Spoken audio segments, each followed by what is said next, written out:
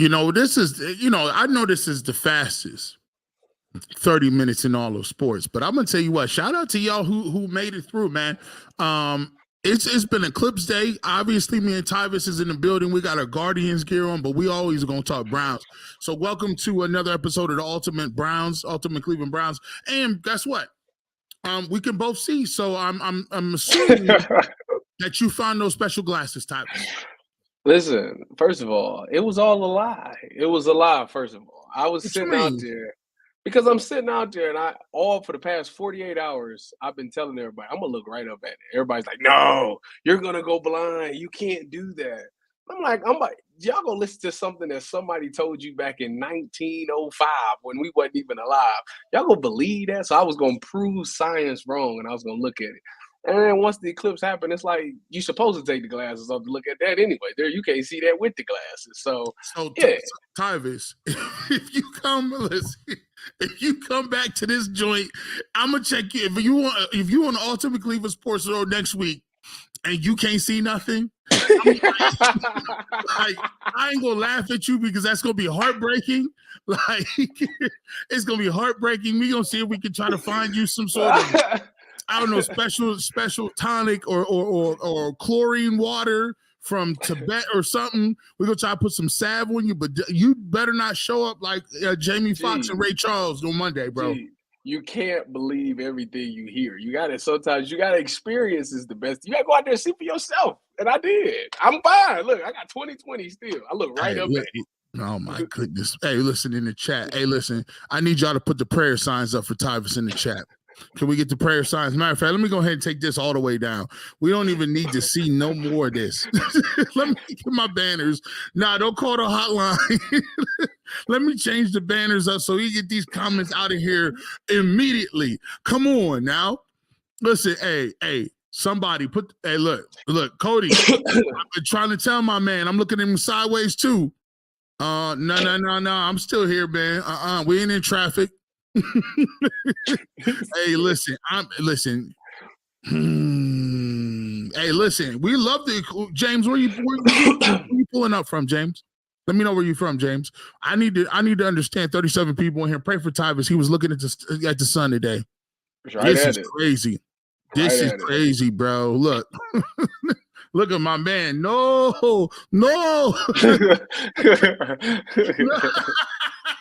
He got the walking cane out. Hey, man. Hey, listen. Hey, man. Shout out to Tyvis, man. But we're going to get into it, man. We got a great show for you already, man. Browns, they've been moving around a little bit. I got a special Brown salute.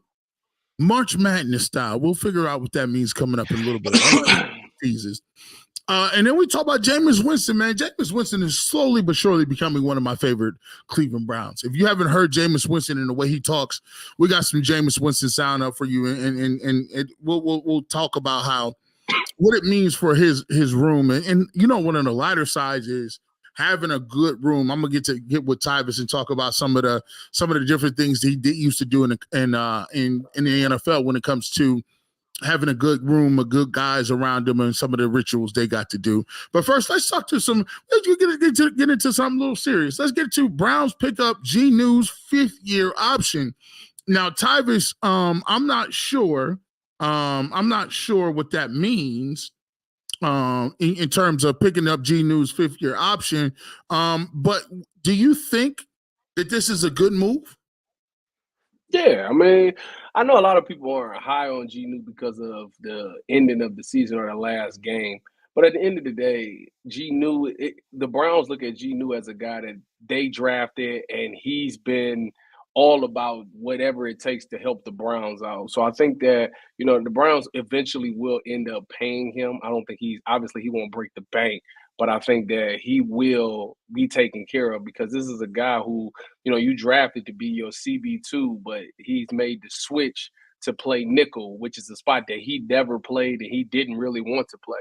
But he's bought into it and he's made plays and he's become successful at that play. I mean, think about it. When Denzel goes down, nobody blinks an eye because you got G-New and MJ Emerson. So I think that them picking up a 5th-year option was smart on him because outside of those three, you don't really know what you have. You don't know who can come in there and make plays. Obviously, Mike Ford is gone. That was the guy that we saw last year, when Denzel went down. But he's a guy that I expect to keep on this roster for a while. Unless somebody just gives them an amazing offer, I don't think he's going anywhere. Listen, man, one of the things I'm looking at it right now, and they like, I don't know, Tyvis, I don't know. They looking like now. What's the possibilities of him becoming? What my man right here says, he's new trade bait.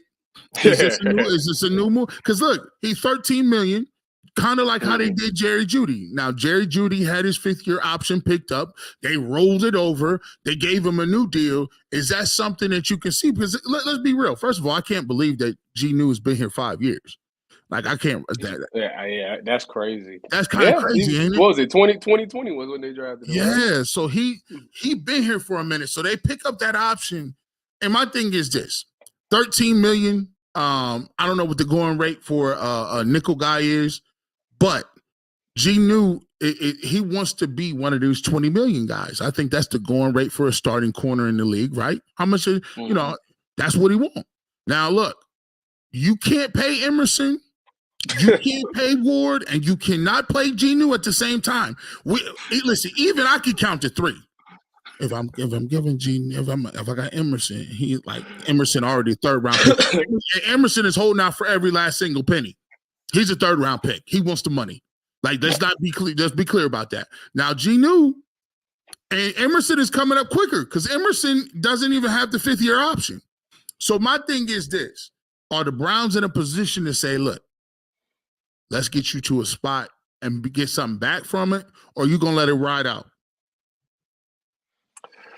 Like I said, it depends on what the offer is. Like, I think that if somebody comes to me and says second or first, I don't think nobody give up a first, but if somebody come in with me with a second, I would definitely entertain that offer because, and don't get me wrong, you got to look at what is behind G New. Everybody's talking about, what's the kid from Northwestern that came in?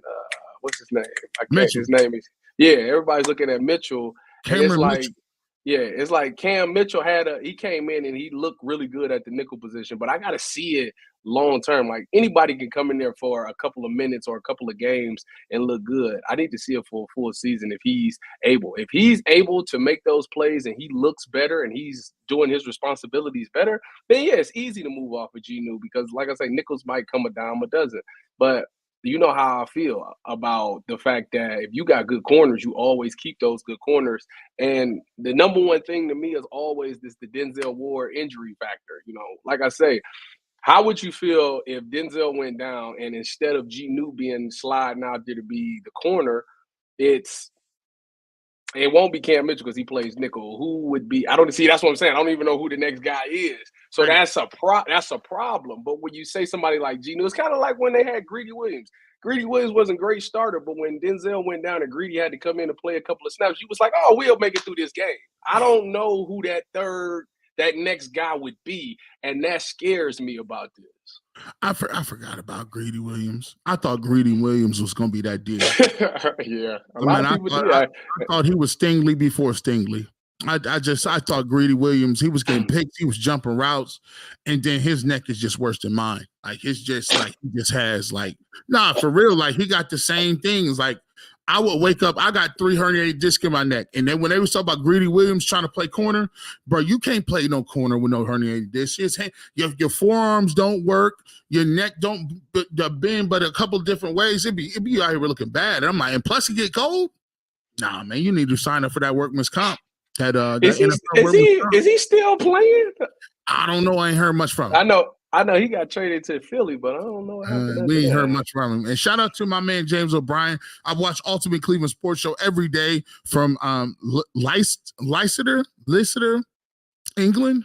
Well, listen, shout out to you from the great pond across the Atlantic Ocean in England. I appreciate you guys, man. Shout out to the European Union too. I think didn't you guys leave? Didn't England leave the European Union? Brexit? Let me know about that. I was just watching the documentary. History. Shout out to everybody, man. And 94 people hit that like button, man. It's time for our first break. When we get back, we're gonna talk a little bit. We're gonna get a clip from Jameis Winston. I think Jameis Winston gonna do a lot more than what people talking about. But we're going to talk about what he does from a standpoint of inner locker room leadership and keeping everything even keel. We'll come back and talk about that. It's G. Bush and Tyvis on the Ultimate Browns on the UCSS Network.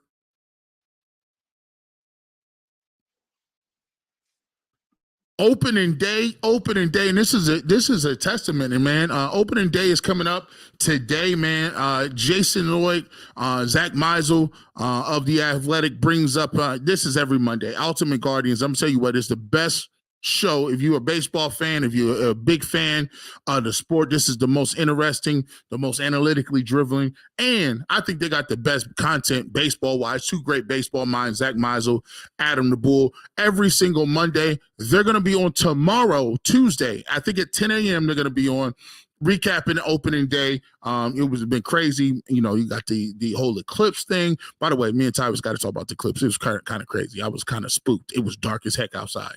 I just want to let you know. So we'll do that coming back. Make sure you watch every single Monday on the UCSS Network. By the way, when you come back Monday, we got something for you Tuesday. Jason Lloyd at Athletic, Mikey McNuggets, they get you ready for the Cavaliers going towards the playoffs. They got 3 more games. I don't even want to talk about them right now. It's nasty work for the Cavaliers. But if there's anybody can navigate and parse through it and tell you how the Cavaliers can get better, it's these two guys every single Tuesday right here on the UCSS Network. Yeah, nasty work, Tyvis. I was giving them a promo. It was nasty work over there for the Cavs. Get them up out of here. Get them up out of here. It's looking bad, bro. I don't know. It's looking we're not gonna talk about that. We're not gonna talk about them right now. They quit on JB. You know what it looked like when you mail it in. You know what it looked like. You didn't be going through the fake hustle. Listen, you could tell when somebody fake hustling, man. You gonna tag off on that tackle, Tyvis? You gonna tap off? I don't even want to think about them right now, but come on, let's go. And one person who always, we have fun over here, but this guy has the most fun. We got a clip coming up from Jameis Winston. He's the new backup quarterback. I'm gonna tell you what, I like what he gives you. Jameis gonna give you 4,000 in the air. He'll give you 40 touchdowns. He'll give you 40 picks, but he would also give you 40 quotables. Here's a little look at what Jameis Winston was like when he signed this deal right here.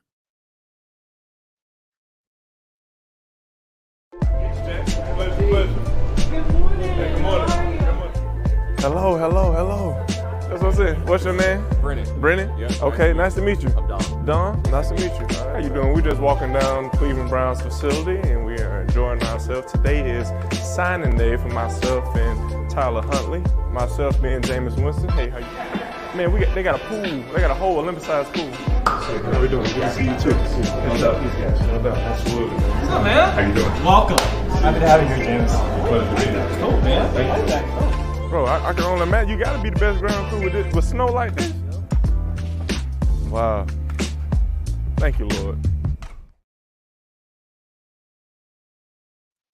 Winston is here. Thank you, Lord. Well, you got to be thankful when you get to that third. He's probably at his second, third, fourth deal, Tyvis. So that's something you got to talk about when you out here playing quarterback. He seems like a guy that's going to really bring some fun energy to the room. What is it like being in a room with guys that you really enjoy, and what are some of the stuff that you guys do just to make the time go by better? Well, I mean, when you're in a room with guys that you enjoy, like I would say one of the best rooms that I was a part of was when I was in San Francisco 2018, I think it was.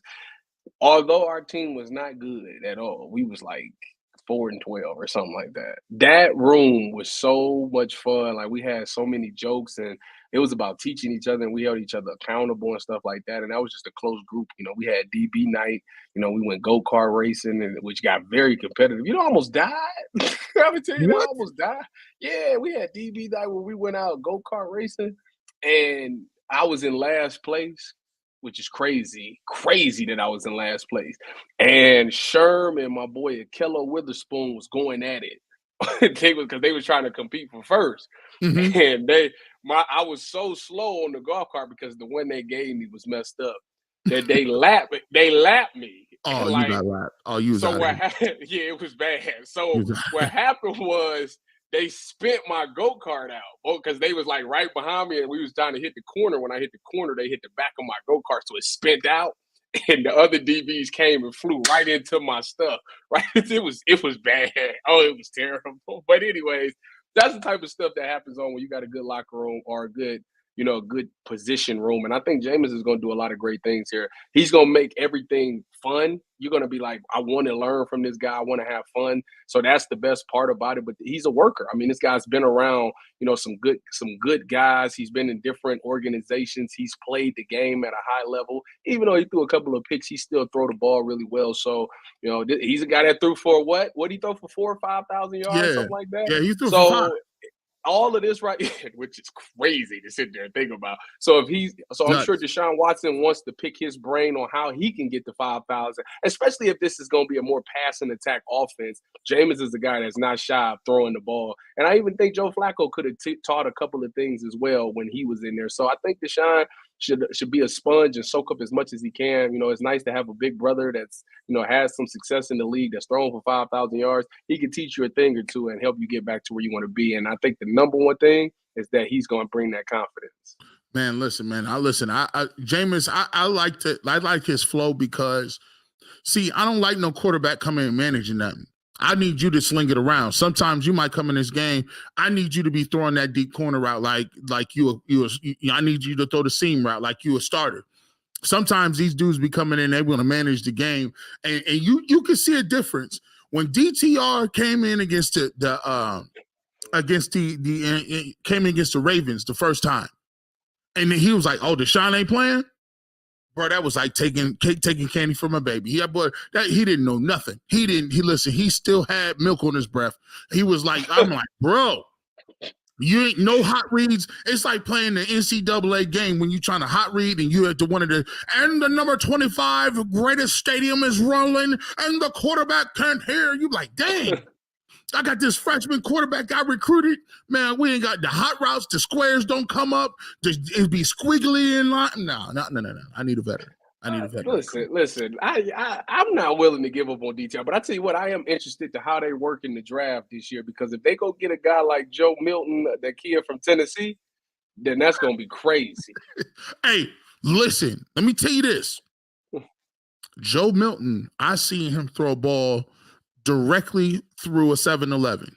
It went right through the chip aisle. The Slurpees came out on the other end and almost killed an old lady. This man his arm is stupid. Now I don't know. You must have watched his pro day.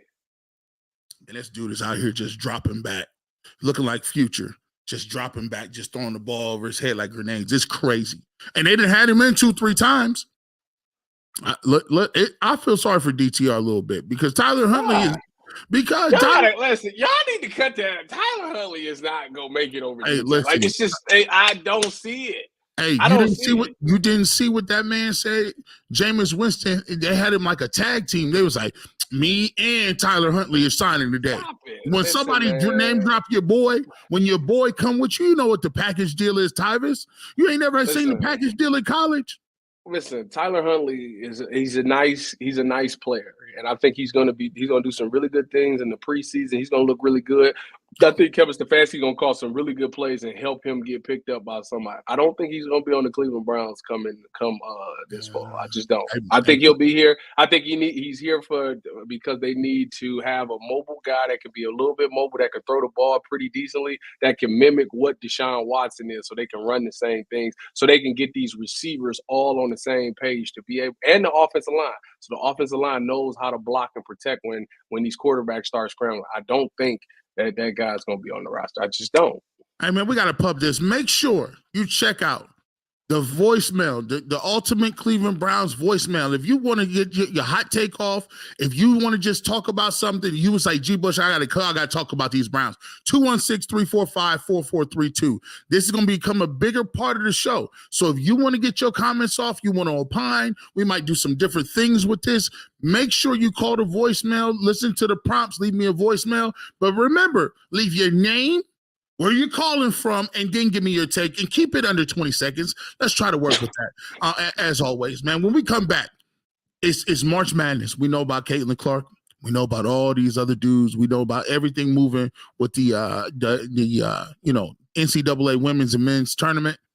But you didn't know that there was someone who was a primetime ball player that was shutting it down for the Cleveland Browns. We'll talk about it next coming up. It's G. Bush and Tyvis here on the Ultimate Cleveland Sports Show Network.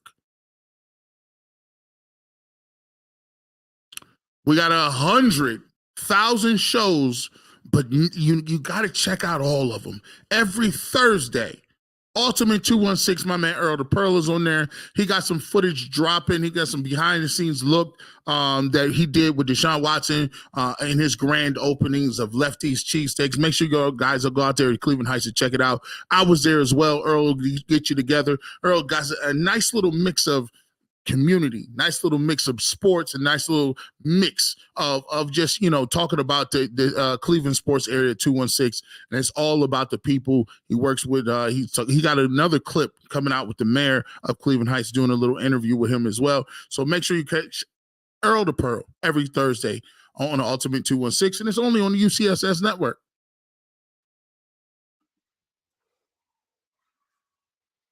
So, as always, we got about a couple minutes here. Listen, this is why it's the greatest. Fastest 30 minutes in all of sports, bro. By the time you get into it, they like, where y'all go? We already gone. 127 people in there, hit that like button.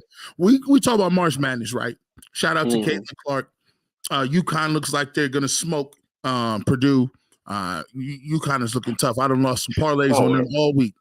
Oh, that was dumb. That was your own fault, then. But listen, the NC State and Alabama draws was like these dudes was getting like a 1,500 for a win, 22,000 just to win. I said, I gotta pull something down. You put something down on it. I respect it. But you might need to call 1-800-GAMBLER. Gambling problem? Call her 1-800. Well, there's a guy from since it's March Madness, we got a spot shot of somebody that was dynamic in high school and was one of the best to do it. Let's take a look at one of the most underrated Cleveland Browns basketball players of all time, and it's not Myles Garrett.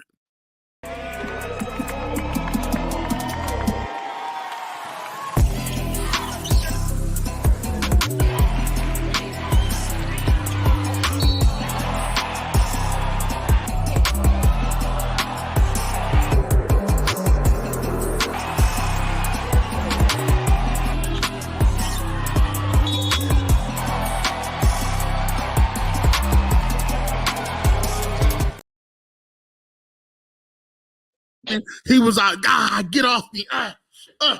Euro step. Listen, man. First of all, you're not about to sit here again because he did not do that. He was not doing all that. First, he looked like a big baby, a Glenn Davis. That's what he looked like. Glenn Davis. I told you this dude right now. Listen, you see him get off 2 feet, Tyvis? The dog. Yeah, he was being a monster. He was a monster, bro.